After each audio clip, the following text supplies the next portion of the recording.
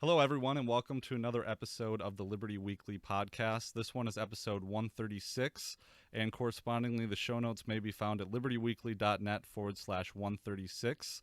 And today I have the great honor of being joined by Stephan Kinsella. Stephan Kinsella is a practicing patent attorney in Houston, director of the Center for the Study of Innovative Freedom, and editor of the Libertarian papers. And correct me if I'm wrong, Stephan, but you're also a student of Hans Hermann Hoppe. Is that right?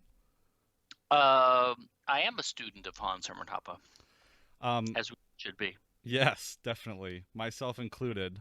But my understanding is you have a forthcoming book called Law in a Libertarian World. Do you want to tell us a little bit about that? Oh, this is a book. It's just an edited collection of my essays, some of my essays from the last 20, 23 or so years. I've been working on it for a while. Um, I think it's pretty systematic and integrated. It's not like a systematic treatise, but I think it reads a little bit like that. So yeah, it should be out in about 6 months, 3, 4 months. I've been saying that for about 8 or 9 years now, but I think it's really picked up steam. So yeah, I think I will get it out soon.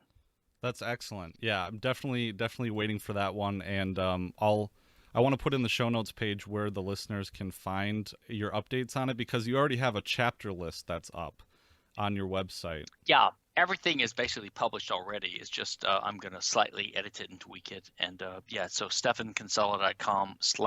stephankinsella.com/LLW, Law in a Libertarian World. Some people hate my title. At this point, I don't care. I'm just going to do it. Some people hate my cover, which I've already kind of come out with, so I don't care. Read it if you want. I don't care if I make money on it. It's going to be out for free in every format known to man because I'm anti-IP and I'm not doing this for money. Actually, I'm not sure why I'm doing it because all the articles are already out there and you can go read them if you want, and most people have already read them. Some people want a book in their hand. It's strange. I get these people pester me, when's your book coming out? I'm like, well, you're a fan. You've already read all the stuff. But some people like a collection of essays. I'm going the self-publishing route, even though I could go with an academic or another publisher, but I don't want the control. I don't want the delay. I don't want the hassle. I don't need the prestige. Um, so, yeah, Yeah, well, it's coming out. I certainly I'm the worst. I'm the worst self-promoter in the world. I'm not going to do a blurb on the back cover. I'm not going to have someone do an introduction. I'm not trying to sell it. I don't care if you buy it. You can have it for free. I'm the worst self-promoter in the world. Well, I'm certainly one of those people that likes to have something to hold in your hand, like a Right. nice coffee table book or what have you. Right. One question I had for you was kind of a more personal question, but between your practice and your family, when do you find time to work on projects like papers? Or I also understand that you published like a practice guide, like kind of a treatise with a co-author. I don't have the name in front of me. My apologies. Oh yeah, that was I published that. That was well, in my career has well, I'm a lawyer. I'm a practicing attorney, and my career has been at big firms and at corporate practice and now self-practice. And lawyers tend to have different ways of doing things in their practice, right? They'll do pro bono, they'll do speaking, they'll do um, uh, business development in different types of ways.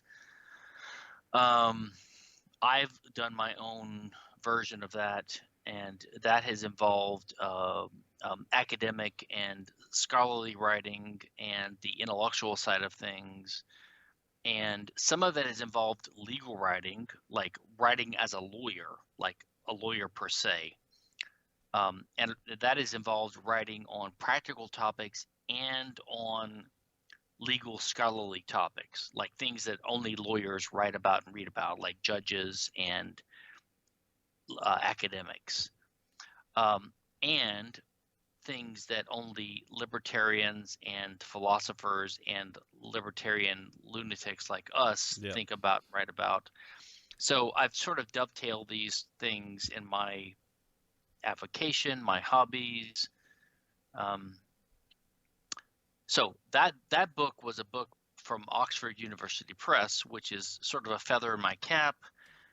It could have helped my career if I had made more of my career in that field of international arbitration. I only did a little bit of that, and I'm at the end of my career really because I'm quasi-retired now, and I'm a patent lawyer. I'm not really the international arbitration guy.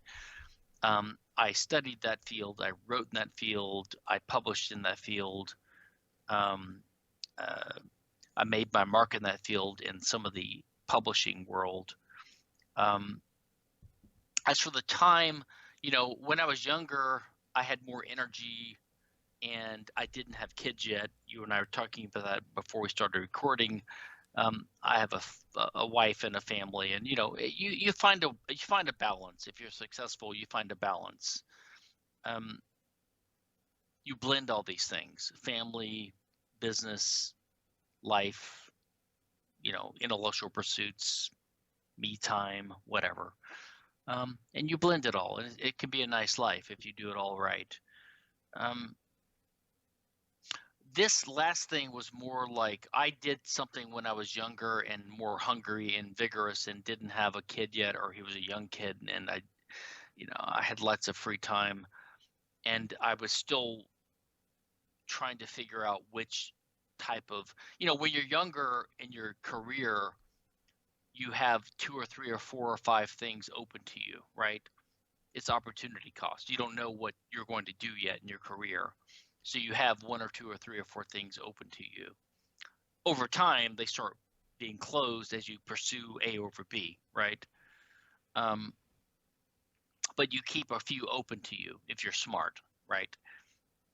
So I did that with international law.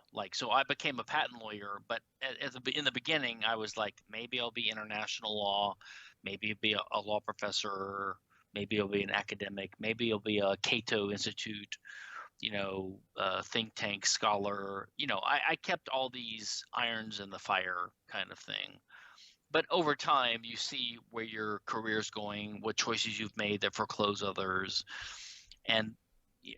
But so I had written this book in '98 on international investment law, and I just like the field and I'm still interested in it, but my career's not going that way. However, it was time to update the book, and I just wanted to see it updated. So I wrangled two or three other scholars who are young and upcoming and who could use that for their career.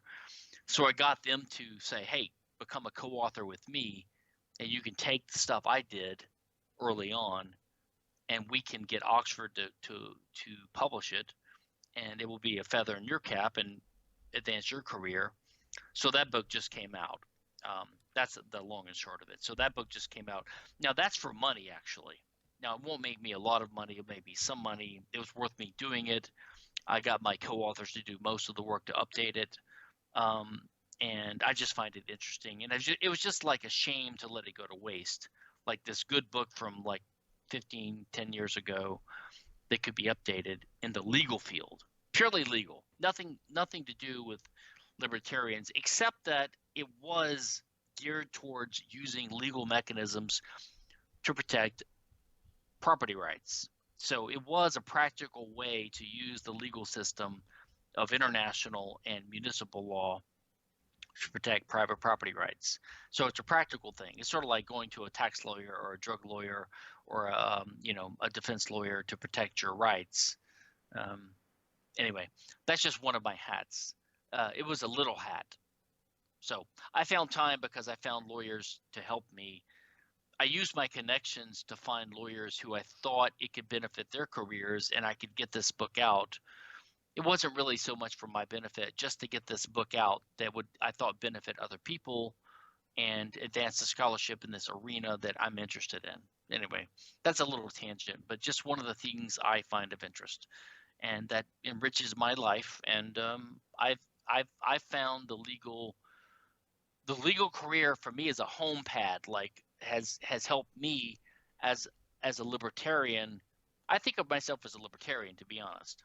well, I'm a family man, I'm a father, I'm a husband, I'm just a citizen of the world, but I think of myself as a libertarian. But as a lawyer, being a lawyer has helped me ground that and use that to be useful as a libertarian. That's how I think of things. Not to digress from what our topic would have been. Sorry. No, actually, I mean, one of the reasons why I do this show too is I guess it's kind of been a video or an audio diary of my career because I started in my first year of law school, and so for myself at least, it's been kind of a diary of sorts, a very public diary, I guess you could say. Right. Right. Um, but so were you kind of I've never practiced in the field of IP, but are you participating in like arbitrations or mediations more so? Do you have any courtroom time? My courtroom time is very sparse. I've done some litigation support, and I've done a few depositions and been in courtrooms as backup. But no, I've not really been much of a litigator. I've done more of the prosecution and the pleadings and the opinion work and things like that. So I've been more of a paper pusher, as some people denigrate it. You know, probably because they have an insecurity complex. Paper pushers, you know, people that can't push paper usually denigrate people that push paper. Right. I find.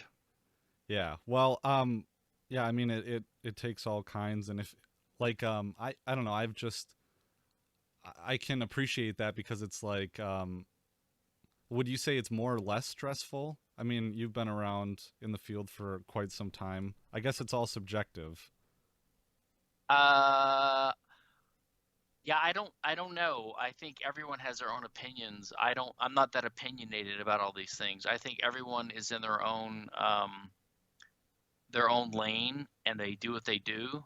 Um, um, I think people tend to gravitate towards their own specialty area. Mm-hmm. I'm a prosecutor, basically. And prosecutor doesn't mean like a public prosecutor working for the state prosecuting criminals. That's a term of art, which means I'm a patent prosecutor, which means I talk to inventors and engineers, and I listen to them and interview them, and I understand their inventions. So I'm the interface between technology and engineering and science and law and regulations and the government. And I file the paperwork with the government and go back and forth with them to get a patent. That's what prosecution is called. I don't know why it's called that, but it is called that. I mean, I do know why, but for the average person's point of view, it doesn't matter. That's what the word is prosecution. But it means it's paperwork to the average point of view. It's very similar to when you go to your when you go to your CPA and you give them your pile of documents to file your taxes for this year. They know how to take that pile of data and give it to the IRS so that you get your taxes done. Now, to the average person, it's mind-numbingly boring, but it's a skill. Now, patent work is a little bit like that, although it's a little bit less boring in the sense that every invention is unique. And if you're a dork and a geek and a tech guy, like some patent lawyers kind of are, you can find ways to make it interesting. If you're interested in the law like I am, you might get bored by that part of it. So it's just a job like any other. After a while, I mean, after 10 years of doing patent work, I kind of got bored with that part of it because it's mundane. It's one invention after the other. Yeah, every detail is interesting, but I kind of got bored with the routine aspect of it. Yeah, I know how to go through the ropes and talk to an inventor and get the details and file it and talk to the examiner to the patent office and persuade him to do A, B, or C. But it's a rote job, and that might or might not be challenging. It's decent pay. It can be better or worse depending upon what you do. If you do litigation, it could be more or less. It's higher risk or lower risk or whatever. So yeah, it's just a career. like any other. What's interesting to me is how these people, as lawyers or as functionaries within the system, view themselves as cogs in the machine. Some of them are quite happy to view themselves as cogs in the machine. Some of them are not. They're not self-aware at all. They just are cogs in the machine, and they don't even know it. They don't care, like most people, which I find refreshing because at least they're not grandiose about it. Some of them are a little bit self-conscious about it, and they used to be the hotshots in school because they knew a little bit more about calculus and math than the average person. But now they're not hotshots anymore. They're just some, washed over ex-engineer who's not really even an engineer anymore, and they're just doing some drab job, and they're making slightly more than the average, and they still want to be special, but they're not, and they try to glorify it, and they do that by having opinions. They become opinionated, right? So they start shouting over people at cocktail parties by saying, "Oh, China's stealing our IP" or something like that. You know what I mean? Like, they start becoming opinionated about things that they really don't know more than the average Joe about, but they think that they can say that they do because they know a little bit of the jargon. So they're just fools, really. They anyway. So I find a little bit of humor in observing this sort of this play,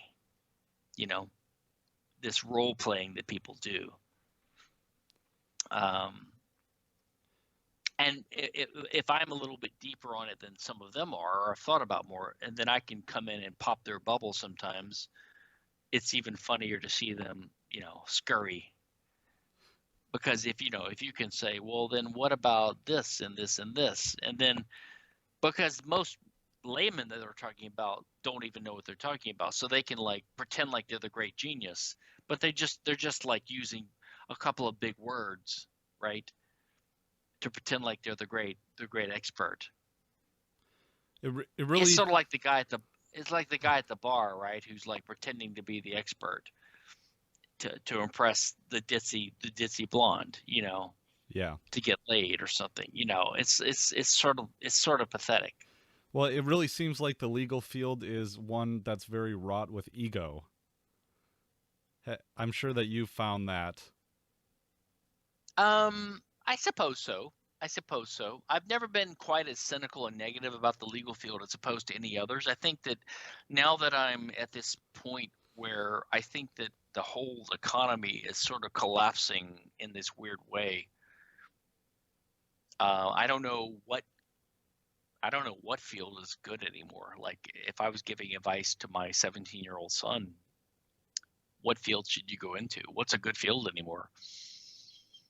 Engineering, teaching, being an ambassador, being an electrician, being a boat captain. I mean, I don't know what's a good career anymore. Everything seems to be collapsing, Has he shown any interest in the law? Because it tends to run in families. Sure. I mean, it's a backup because he knows he's probably going to be in English literature, and he knows That's what I majored in. he's going to go to college, and Yeah. and I said, well, that's fine, but if you can't get a good job in that, you might have to go to law school. Now, I did it because I found it fascinating. He might have to do it like all the other people I went to law school with who did it as a backup because they couldn't get a job. Yep, that was my path. So. Oh, I think you reminded me. You and I talked when you were in law school. Is that right? Yeah. Yep. And I had forgotten about that, but because my memory's bad as I get older, and I've talked to so many people over the years, which I like about my international sort of connections over the years, and the internet and all this stuff is I've made so many connections over the years.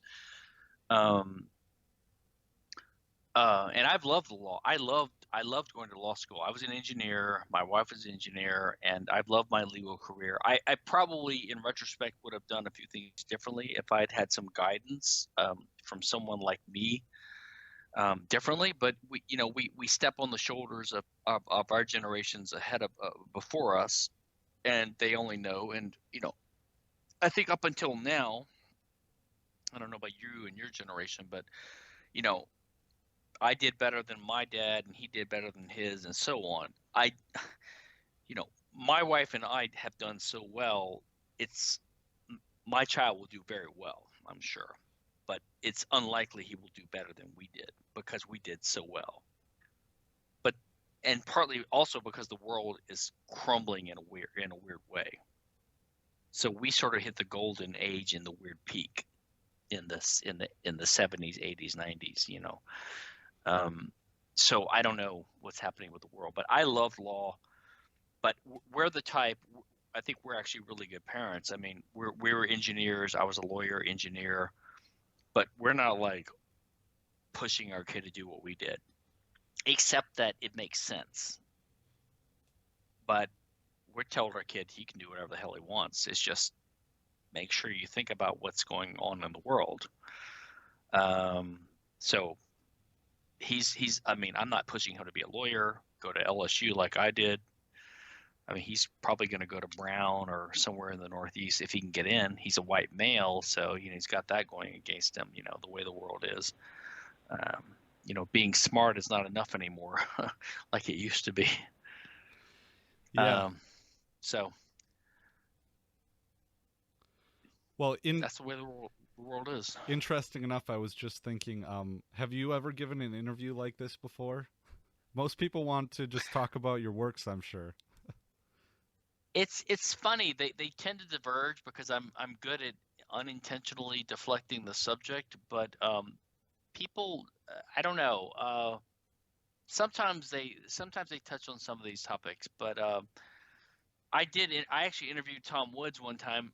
I asked him about a year ago. I said, hey, because my kid is 17, and I said, Tom, I'm really curious. How did you get into Harvard? So he consented to let me interview him on how he got into Harvard, and it ended up, because I went to LSU because I was from that milieu, and I was curious. And Tom is a little bit clueless because he was from 15, 17 years ago when you could get into Harvard if you were reasonably bright. I don't think Tom could get into Harvard right now either. It's not enough. I mean, all these schools now. This is my impression as a despondent parent of a bright white young male, right? I mean, he's top 1% in the country in terms of SAT, but that means nothing now because these schools have lots of 1,600 SAT kids applying. They accept 5%. 5% get in, and their criteria is all over the map. It's all this diversity, granola crunchy. LGBTQ, it's everything is, and plus the whole Lori Loughlin crap has ruined it. And then there's legacy crap. You have to be connected. We're not connected. We're from nowhere. We're like John Galters, Okay, so we don't have that stuff. We're not legacy people. We're nouveau riche. Okay, so fine. Sorry, we made it on our own. We're from the South. We made it on our own. So we're not like Brahmins. We didn't come in on the fucking Mayflower, whatever. Sorry. And we don't have, we're not Hispanic and black, and we're not missing a limb, and we're not poor. So I'm not complaining, but we don't have any of the problems, and we're not immigrants, and and there's no diversity problem. We're not transitioning from whatever to whatever, and it's all random. And plus, there's COVID, so everything is, and plus, Biden's about to come in and socialize everything and make it all free, and forgive everyone's debts, and it's all, and there's wildfires everywhere, and there's gazelles running back and forth and chasing the people back up into the trees. It's like everything is crazy right now. There's no jobs anyway. So it's like who knows what. And everyone's saying, oh, you shouldn't go to college anyway. You should go work for Amazon or go to, Praxis. And yeah, it's like no one knows what's what anymore. Um, so the whole thing is crazy. And yet, and yet, and yet, and yet, and yet, people like us who live in these neighborhoods and that have professional careers and send their kids to these schools, we're all like, you can keep talking your talk, but our kids are going to college. It's like you can keep saying what you're gonna say, but So I don't know. Well, I was watching your interview with Keith Knight. I think that was a few weeks ago, and it seems like you have some place for optimism. I mean, maybe this ties into legislation and the discovery of law in a free society, but I mean, do you ever see the possibility of something that you described, like a free market legal system, emerging anytime soon? You had mentioned 3D printing. That's an interesting thing. So I mean, I guess I'm to the point. Look, I'm a libertarian, and I've always been since I've been a modern human or an adult. I see no choice because I am. That's it's like saying I believe the world is round.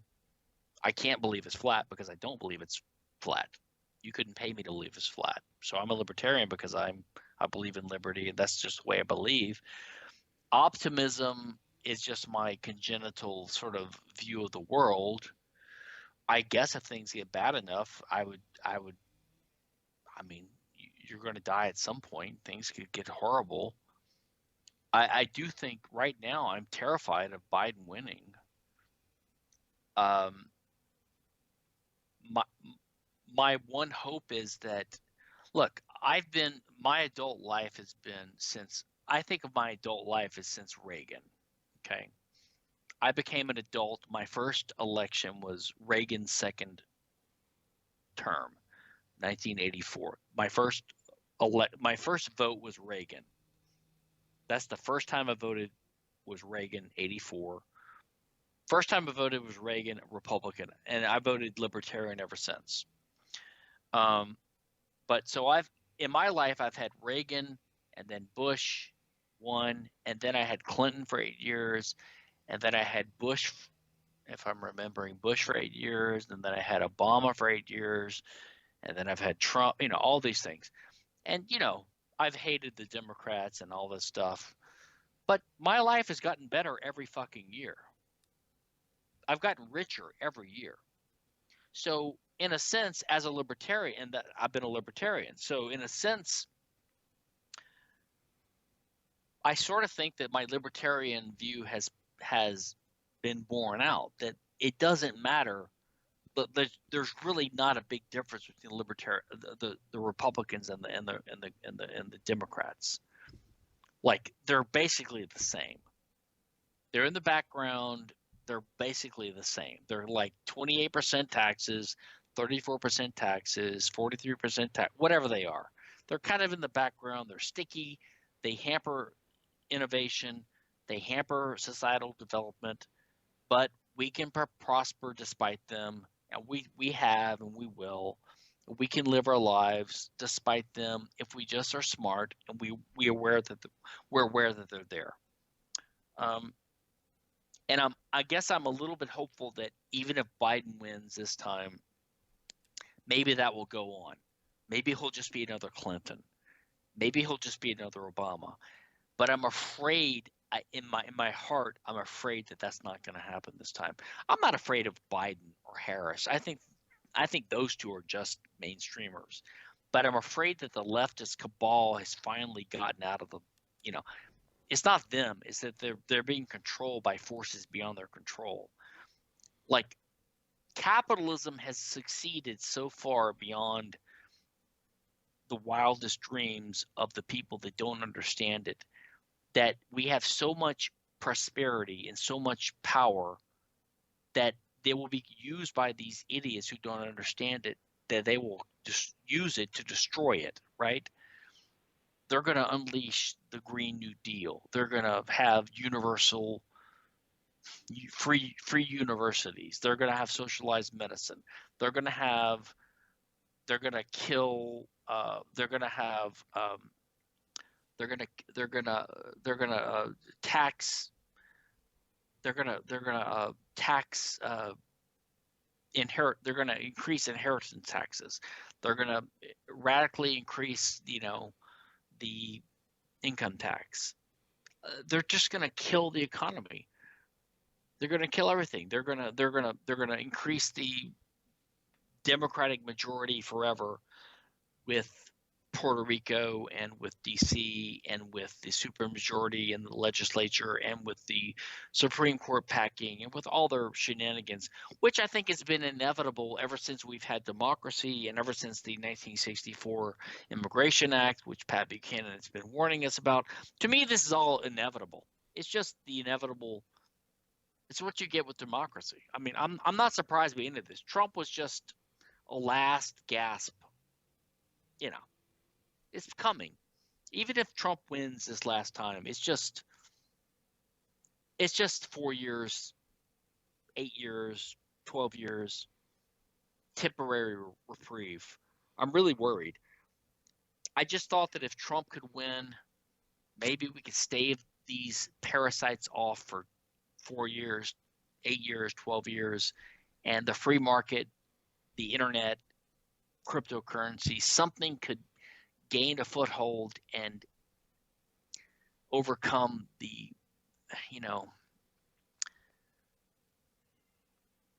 and just overtake it enough to allow freedom to persevere. So I don't know. I don't know what to think. I'm hopeful that the long run of humanity will survive, but in the short run, no, I don't have any. I don't have any hope. I just think the technology will keep improving, and that will keep us. It will keep giving us benefits that will outweigh the cost that the government keeps imposing on us. So maybe we'll keep, having one little benefit that will compensate for what the government keeps pushing on us. So maybe for the next 30, 40 years, we'll have one thing that the free market gives us and technology gives us, in compensation for.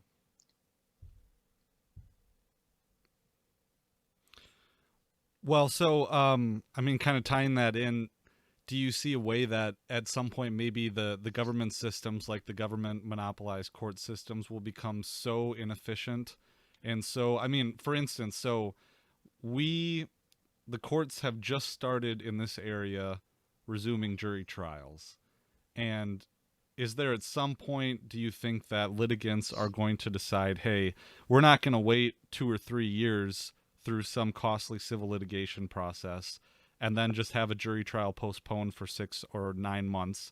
This idea of certainty that you talk about in your paper. Do you ever see litigants turning to some kind of a privatized court system? I mean, you kind of have it with ADR a little bit, but I think that processes like that happen gradually over time and imperceptibly, and I don't think that you can steer it really. It's like Uber. Like Uber did happen as an innovation. You couldn't have predicted how it happened, though, right?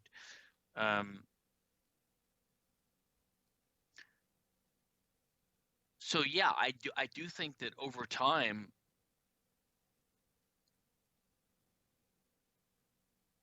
people respond to the fact that they just know what works and they know what is impractical. And these incentive structures worm their way into the fabric of life, right? And, when there's a big problem in the world that someone needs to come up with a solution, they're going to propose the system that everyone sort of knows has been working for a while, right? And they're going to use the one that's been working. And so, yeah, I think people are going to start resorting to these alternative resolution mechanisms. They'll just use workarounds. I don't think there's any short-term response. I just think that, I live in a rich neighborhood here in Houston, Texas. America is a rich country. I live in a rich state. I live in a rich neighborhood in a rich state. And even I had a little problem. I called the cops. They didn't respond. It's all bullshit. Everyone knows this. So what do? You do something else instead. I call a private company. I build a lock, or maybe I hire a private company, or maybe I move into a neighborhood that has a private security company that does a patrol or something like that. So over time, people adopt mechanisms that work around the problems that they sense and that they see, right? I think, just last night, my wife, who's not into all this stuff, she said that she heard that, like, in New York City, there, all these companies are hiring these private armed security companies to patrol the streets because of the elections coming up Tuesday, I guess. Now, this is a one-time kind of thing, maybe. But why are they doing this? Because they sense that there's a danger of looting, violence, insurrection, because of unrest, because of possible chaos, unrest after the uncertainty after the results of the election results on Tuesday, presidential election, and damage to their customers and their customers' property, right, in New York. And so they're marshaling their forces. Things like this happen. Why should they have to do this? This is supposed to be the richest city and the richest country in the world. Why should they have to do this? But they're doing it. So, of course, naturally things like this will happen. And the police will stand back and they'll let them do it because they don't want to get shot. And the law will naturally accommodate. Now, what has it to do with my paper, which was supposed to be the topic of this talk, which it doesn't have to be, but let's talk quickly about that. So, yeah, which is one of the earliest. So my book is coming out, hopefully, in the next few months. And this paper will be probably the earliest or one of the earliest published ones in that book. So it was a paper in 1996, I think, in the JLS, Journal of Libertarian Studies. And it's called Law and Legislation in a Free Society or something like that. Yep. Forgotten the title. The legislation and the discovery of law in a free society. Yep. Right. Yeah, and I did like a summary version for the Freeman which is the Foundation for Economic Education's journal at the time. And what inspired me was I was learning at the time about Hayek's work inspired by Mises, right, which was his work on why socialism can't function, right, which was why a centrally planned economy can't work, right, which was the idea of why you need to have private property rights and you need to have a price system which is organically formed by a free market where people haggle and negotiate based upon their private property rights and all that kind of stuff. And why, if you have a centrally planned economy with a bureaucratic system where prices are just dictated, well, there's no prices. It's just like, a command economy. It's just going to be inefficient and you're going to have shortages and people won't be satisfied. They won't get what they need. And you'll have inefficiency. You won't have economy, basically. It's impossible, as Mises said. And so Hayek kind of made an analogy to this. And there's a legal theorist in Italy. He died early in the I think in the 40s, named Bruno Leone. He wrote a classic work called Freedom in the Law, where he tried to apply some of Hayek's insights to the law. It's called Freedom in the Law. And he said that, well, there's an analogy to the law where if you centrally plan the law, by which he meant legislation. Like if you make the law by having a group of bureaucrats or legislators make the law, you're going to have similar inefficiencies or problems in making the law that you have when you try to plan the economy centrally. So that was what caught my attention, and that's caught the attention of lots of Austrian economic thinkers and law and economics thinkers. And that sort of caught my interest, and that's what led me to write my article in the JLS. And that's actually one part of my article that I've sort of, I won't say recanted, but I think I made a slight mistake on. Well, I didn't make the mistake. I think Leone made the mistake, or they led me down my mistake. But that's the one part I think I took too much of the analogy part on. But the rest of it is correct. Like there's lots of problems with the very concept or the idea of making law by legislation. Or to put it another way, there's a problem that we have in society now where we identify law as being what's made by the legislature as legislation or statute. We think of law as legislation. That's what we think of law as now. Or even as contract as being what's written down. People think of contract as a written, something you write down. They think of it as things you write. They think of law as written down words. That's basically a fundamental error in thinking about what law is.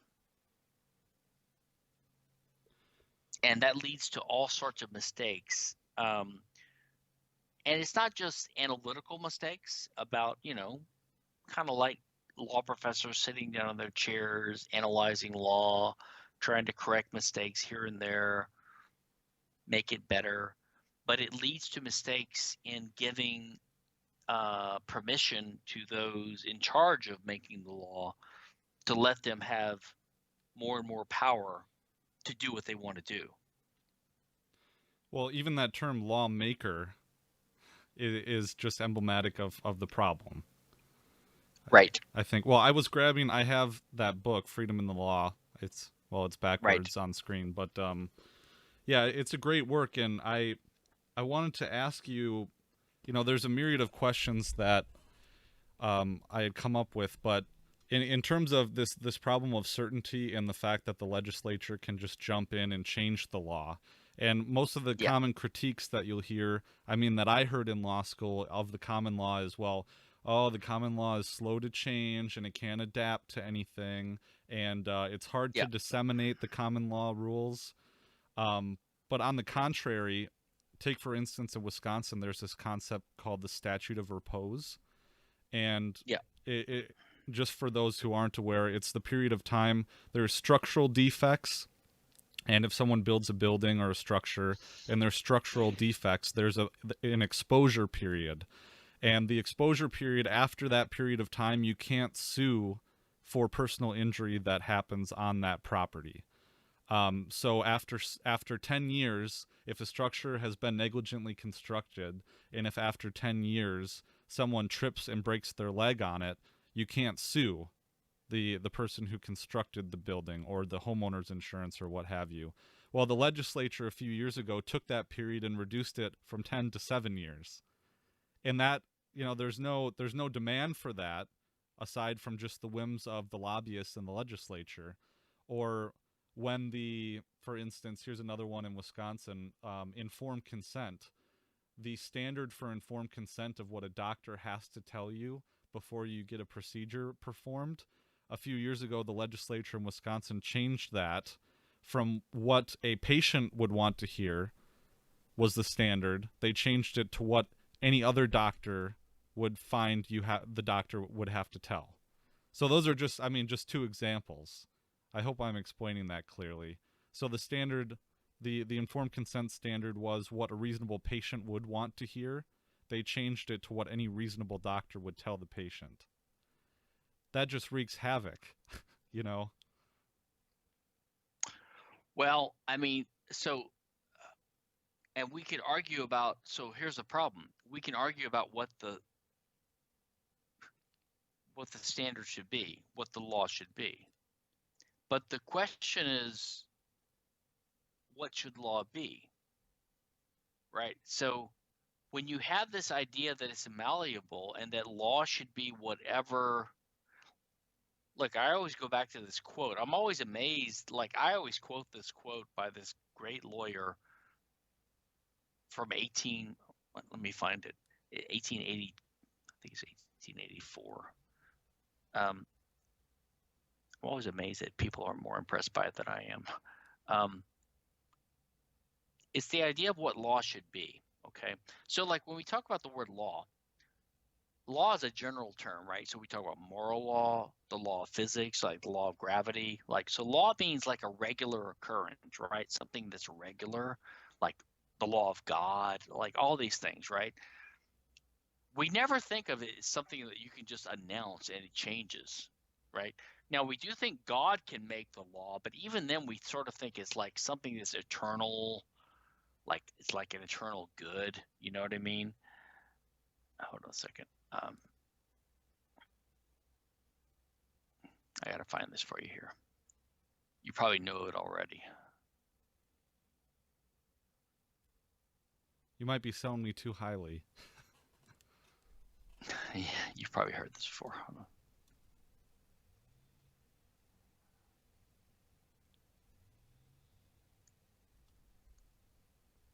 Yeah, okay. So there was, I've got this in my errata for my, this one advantage of my slight familiarity with technology. When I publish my book, I'm going to have like a link for, like, you can go here for any updates I want to come up with from time to time. So in 1884, okay, like after the Civil War in New York, there was an effort to codify. Now, I'm from Louisiana, which is a civil law, the only civil law state in the Union. Civil law means the continental law, the French law, the Spanish and French law. The rest of the U.S., the other 49 states are common law, English common law, basically. The Louisiana system remained kind of civil law, which is based on the Roman law and the European continental civil law, which is codified based upon the basically think of it as the Napoleonic civil code. Now, in some of the states in the U.S., their system has been influenced more or less by the Spanish and the French system, like California and Texas, to some degree, have a Spanish influence in their code. So they have like they have a, what do you call it, in the marriage, where there's a oh God, I'm forgetting the term now, where the husband and wife have a community property. Yeah. Which I think actually makes sense because I'm probably influenced by that from Louisiana. Anyway, and there's been an effort in some states to codify. Now, to me, I'm not opposed to codification. Codification means you have a sort of a group of legal scholars come together and they have a code. They codify the private law or the common law that's been developed in the state. Now, in some states, that's resulted in the ALI efforts, the American Law Institute efforts, the restatements of the law, which I think are beautiful efforts at codifying the law. Now, I bring this up because you mentioned earlier that there has been some criticism of the common law that it's hard for people to understand, it doesn't adjust to the times, which is completely false because the common law does adjust to the times, and it is easy for people to understand because private scholars and private institutes can codify it by private restatements and things like that, right? That's what Blackstone was. That's what Koch was. That's what the ALI is, and things like that. And they're not always legislatively reenacted by a legislature. It's just some privately respected group of scholars who say, we think this is the best restatement of the currently existing body of, court cases that have so far developed the law. I mean, it's not that complicated. Anyway, in 1884 in New York, there was an attempt to codify the common law. Now, codifying it is not a problem, but they wanted to codify it and then have the legislature and then enact it as a law, right? So it would be a statute. And so this common law lawyer, rejected this attempt. So it was David Dudley Field who wanted to legislatively codify the common law. And this guy, James Carter, opposed it. And he had this speech where he opposed it. So here's what he said. I'm going to read this one paragraph. He said, "At present, when any doubt arises in any particular case as to what the true rule of the unwritten," and this is my comment, i.e. the judge found or the common law developed, law, that is the unwritten law is, it is at once assumed that the rule most in accordance with justice and sound policy is the one which must be declared to be the law. The search is for that rule. The appeal is squarely to be made to the highest considerations of morality and justice. These are the rallying points of the struggle. The contention is ennobling and beneficial to the advocates, to the judges, to the parties, to the auditors, and so indirectly to the whole community. The decision is then made records another step in the advance of human reason towards that perfection after which it forever aspires. But when the law towards that perfection after which it forever aspires, but when the law is conceded to be written down in a statute, and the only question is that what the statute means, a contention unspeakably inferior is substituted. The dispute is now about words. The question of what is right or wrong, just or unjust, is irrelevant and out of place. The only question is what has been written. What a wretched exchange for the manly encounter upon the elevated plane of principle. Anyway, so I love that comment because what he's pointing out is that if you think of law as what is announced by a committee of bureaucrats, right, and blessed by the legislature, then it's just what the words mean, right? It's not about what's just or unjust or fair or unfair. So that's why this whole thing with Amy Coney Barrett was so telling. It's like what she was saying was, listen, I'm just a judge. My whole job is to interpret this document. And my job is not to be basically what she was saying was, my job is not to be a judge. My job is to just interpret words. But the assumption was that the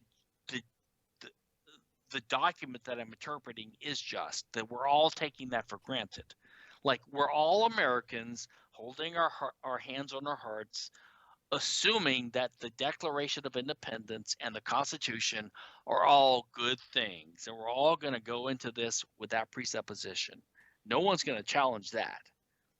Right? So, and so I think John Harsanyi had this column in the Wall Street Journal or something a day or two saying that the real problem that the opponents of Amy Coney Barrett and the opponents of originalism, the problem that they have is they don't like the Constitution because it's the Constitution that opposes their progressive agenda, right?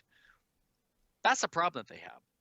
They don't like the Constitution because it does pose a barrier to their socialist agenda. That is probably true. So the problem is not with Amy Coney Barrett or an honest constitutionalist or originalist. Their problem is with the Constitution. Sorry, I'm on a tangent, but No, I've had all these feelings and these thoughts about the whole thing myself. I mean, do you feel that conservatives? I prefer conservative jurists and textualism, originalism, but do you think they operate in some kind of a space where it's impossible they act like they are not really impartial, but they act like they're just calling balls and strikes, as it were. But that's not what judicial review is. here's what I think. I think that if we had a Soviet constitution, I would not prefer an originalist judge because they would be interpreting an evil constitution. Okay? But because our constitution happens to be more libertarian in substance than a Soviet one, I want an originalist judge.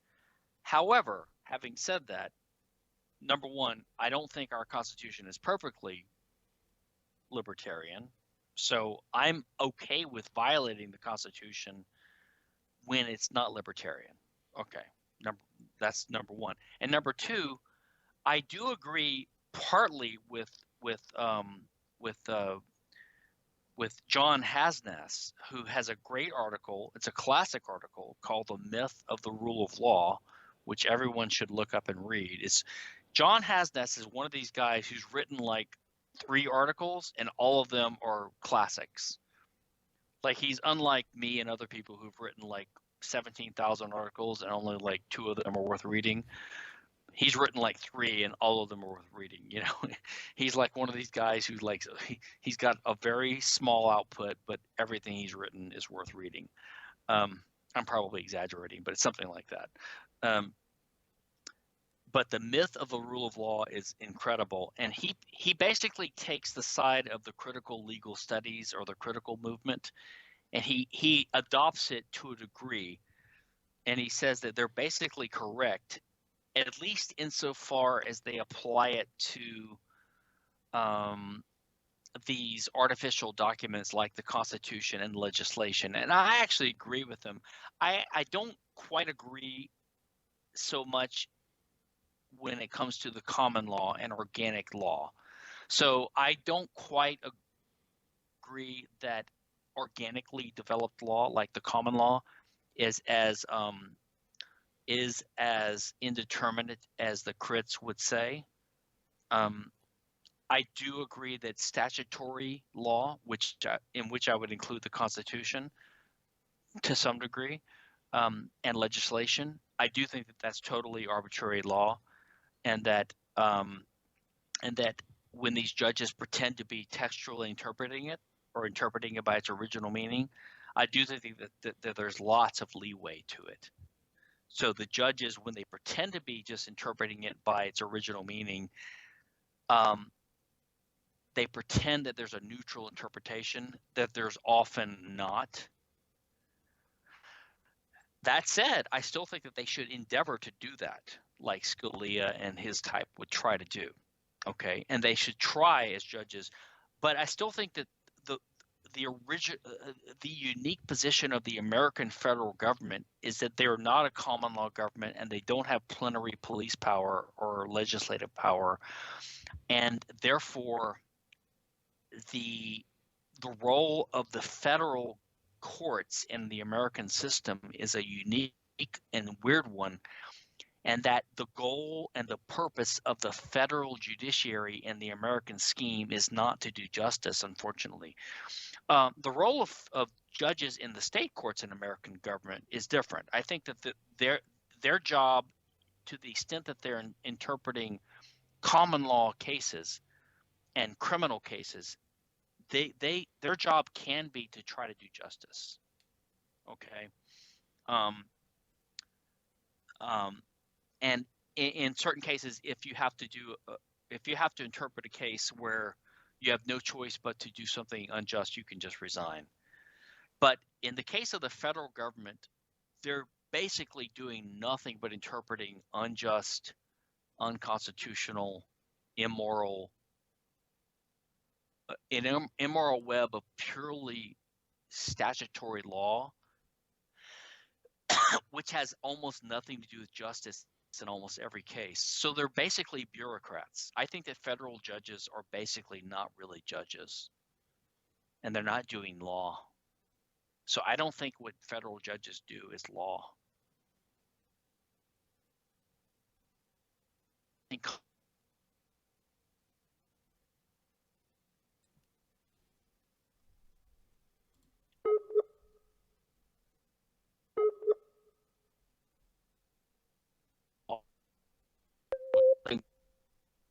judges, they're smart people. They're using the language.